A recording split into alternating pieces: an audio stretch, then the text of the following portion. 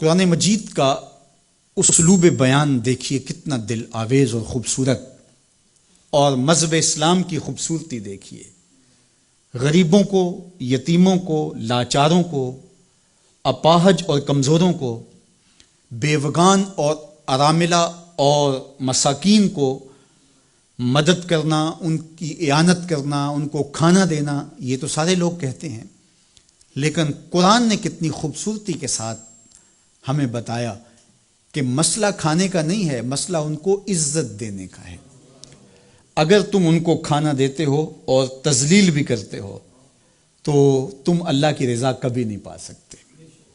اللہ کی رضا تمہیں تب نصیب ہوگی جب تم ان کی عزت نفس کا خیال رکھو گے، ان کی تذلیل نہیں کرو گے، تم ان کی تصویریں سوشل میڈیا پہ اور اخباروں پہ ڈال کر کے ان کی تذلیل کا سبب و ذریعہ نہیں بنو گے، تو پھر تمہارا رب تم سے راضی ہے۔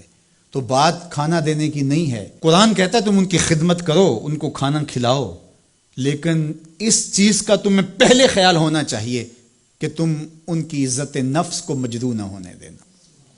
وَرَجُلٌ تَصَدَّقَ بِصَدَقَةٍ فَأَخْفَاهَا حَتَّى لَا تَعْلَمَ شِمَالُهُ مَا تُنْفِقُ يَمِينُهُ۔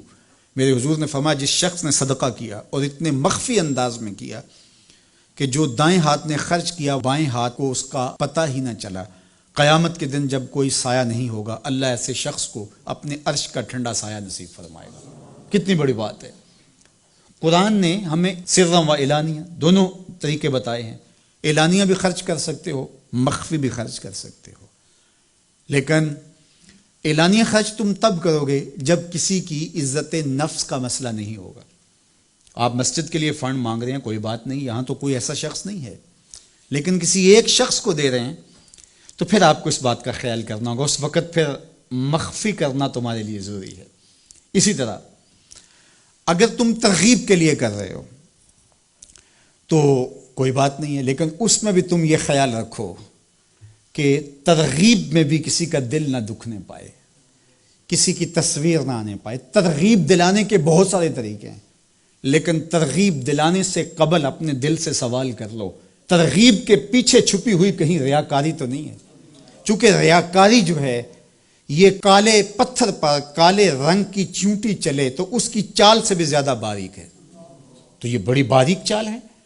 تو بعض کا بندہ کہتا ہے میں تو ترغیب کے لیے کر رہا ہوں، لیکن اس کے پیچھے اس کا نفس کھڑا ہوتا ہے اور اس کے نفس پہ یہ شاک ہوتا ہے کہ وہ بغیر تشہیر کے کرے، تو وہ ترغیب کا نام لے کے اپنی اس ریاکاری کے اوپر ترغیب کا پردہ ڈالنا چاہتا ہے، لیکن ہوتی ریاکاری ہی ہے۔ تو یہ اپنے آپ سے پوچھے، بندے کو پتا ہوتا ہے کہ میں کہاں کھڑا ہوں۔ اقبال نے کہا تھا کہ ملا سے نہ پوچھ اپنے دل سے پوچھ، تو بندے کو پتا ہوتا ہے کہ یہ ترغیب ہے یا اس کے پیچھے چھپی ہوئی ریاکاری ہے، اور ریاکاری تھوڑی سی بھی اللہ کو قابل قبول نہیں ہے۔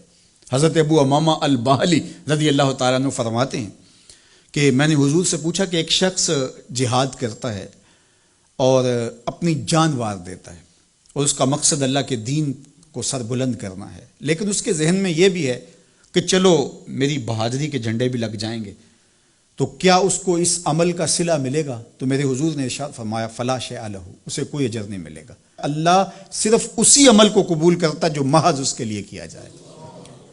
تیرے عمل میں اخلاص ہو تو اس کا اجر کچھ اور ہے، حور و خیام سے گزر بادہ و جام سے گزر۔ جو محض اس کی رضا کے لیے عمل کیا جائے وہی عمل ہے۔ حضرت معاذ بن جبل رضی اللہ تعالیٰ عنہ حضور کے روضہ انور کے پاس بیٹھ کے رو رہے تھے۔ حضرت عمر گزرے تو رک گئے، کہا معاذ رو رہے ہو؟ کہا کہ صاحب مزار کا ایک فرمان یاد آیا جس نے مجھے رلا دیا۔ تو کہا وہ کیا فرمان تھا؟ کہا ایک دن حضور نے کہا تھا تھوڑی سی ریا بھی شرک ہے، تھوڑی سی ریا بھی شرک ہے۔ تو ضرور رکیے، آپ ترغیب کا نام لے رہے ہیں کہ میں ترغیب دینے کے لیے کر رہا ہوں، لیکن ذرا ایک لمحے کے لیے رک کے اپنے آپ سے سوال کر لیجئے ترغیب کے پردوں کے پیچھے چھپی ہوئی کہیں ریا تو نہیں ہے؟ اگر ریا کہیں چھپی ہے تو عمل ضائع ہو گیا، عمل برباد ہو گیا۔ کیتی کتری پئی کھو محمد تے سکہ بنیا زردہ، سب کچھ برباد ہو گیا۔ اس لیے محض اس کی رضا کے لیے ترغیب بھی اگر آپ کی نیت ہے تو اس سے قبل اچھی طرح اپنے آپ کو جانچ لیں کہ ہم کھڑے کہاں ہیں۔ اللہ اکبر۔ تو کہا کہ کلا بل لا تکرمون الیتیم، تمہارا مسئلہ یہ ہے کہ تم یتیم کی تکریم نہیں کرتے ہو، عزت نہیں دیتے ہو۔